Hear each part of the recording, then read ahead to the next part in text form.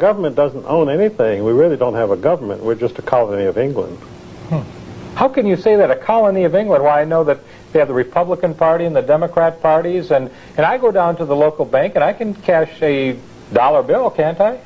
Oh, well, you can go into any colony of Great Britain and cash a check. That doesn't mean you're in an independent nation. Would you trace for me the colony of Great Britain to the United States and the banks? If I put a Federal Reserve note in the bank today, how can I say or how can you tell me that's a part of a colony of Great Britain?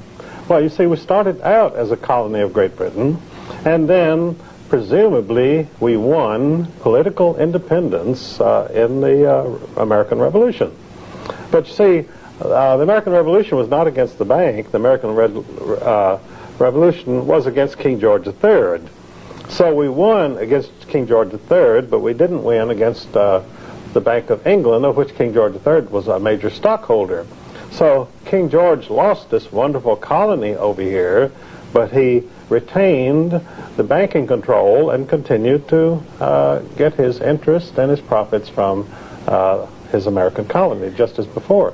Okay, let's go from King George to the Federal Reserve. What happened in between? Because there was some time in there, and some people say that Andrew Jackson was one of the best presidents this country ever had.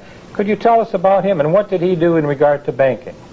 Well, you see, immediately after the Revolution, when we had our wonderful independence and we could have the 4th of July and shoot off firecrackers and still pay interest to the Bank of England, which no one seemed to mind because they didn't know about it.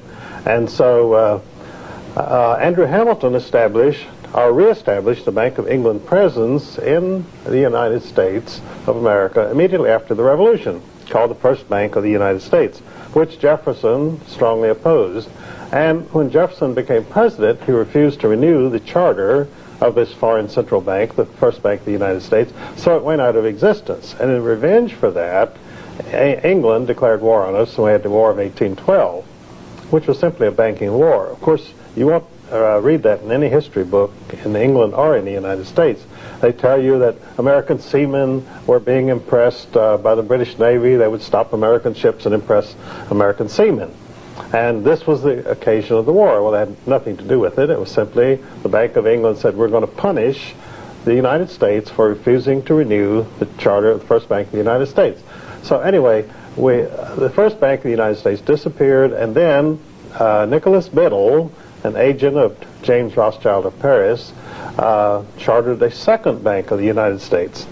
And it was doing quite well until Andrew Jackson came along and he said to the bankers, you are a nest of vipers, and by God, I will rout you out. And so he did.